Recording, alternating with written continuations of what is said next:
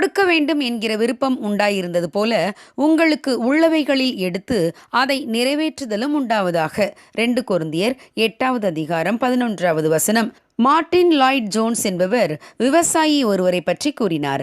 அந்த விவசாயி தன்னுடைய வீட்டிற்கு சென்று தன் மனைவி பிள்ளைகளிடம், நான் உங்களுக்கு ஒரு நற்செய்தியை சொல்லப் போகிறேன். நம்முடைய மாடு 2 கன்றுக்குட்டிகளை ஈன்றிருக்கிறது. ஒன்று வெள்ளை நிறம், இன்னொன்று செந்நிறம் என்றார். மேலும் அவர், நாம் இந்த 2 கன்றுக்குட்டிகளில் ஒன்றை கர்த்தருக்கு கொடுத்து விட வேண்டும் என்றும் கூறினார்.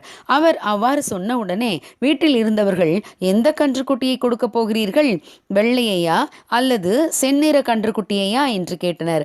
அதற்கு அவர், 2 கன்றுக்குட்டிகளுமே ஒரே போல சமமாக வளரட்டும், சமயம் வரும், அப்போது நான் தேவனுடைய கன்றுக்குட்டி எது என்று உங்களுக்கு சொல்லுவேன் என்றார். 2 கன்றுக்குட்டிகளும் நன்றாக வளர்ந்த பிறகு 2ஐயும் விற்று தேவனுடைய கன்றுக்குட்டியின் தொகையை தேவனுடைய வேலைக்கு கொடுத்து விட வேண்டும். நமக்குரிய கன்றுக்குட்டியை விற்றதால் வரும் தொகையை நமக்கென்று வைத்துக் கொள்ளலாம் என்றனர்.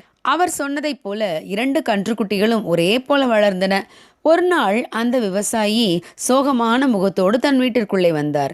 அவருடைய மனைவி அவரிடம் சோகத்திற்கான காரணத்தை கேட்டாள். அதற்கு அவர், தேவனுடைய கன்றுக்குட்டி இறந்து போனது என்றார். அவருடைய மனைவி குறுக்கிட்டு, நீங்கள் தேவனுடைய கன்றுக்குட்டி எது என்றே இன்னும் தீர்மானிக்கவில்லையே என்றார். அதற்கு அந்த விவசாயி, நான் வெள்ளை நிற கன்றுக்குட்டி தான் தேவனுடையது என்று தீர்மானித்திருந்தேன். ஆனால் இப்போது தேவனுடைய கன்றுக்குட்டி இறந்து போனது என்றார். ஆம் பிரியமானவர்களே, இந்த மனிதனைப் போலவே அநேகர் தேவனுக்கு கொடுப்பதற்கு இழப்பமானதை தெரிந்து கொள்கிறார்கள்.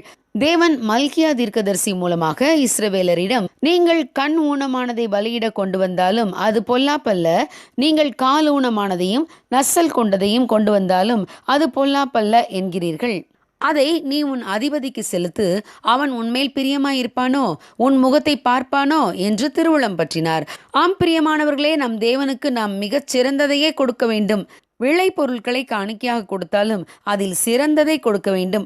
நம்முடைய பிள்ளைகளில் ஒரு பிள்ளையை தேவனுடைய ஊழியத்திற்கு அர்ப்பணித்தால் அது தலை சிறந்த பிள்ளையாக இருக்க வேண்டும். எதற்குமே உதவாத பிள்ளை என்று எல்லாராலும் தீர்மானிக்கப்பட்ட பிள்ளை தேவனுக்கு கொடுக்கப்படக்கூடாது.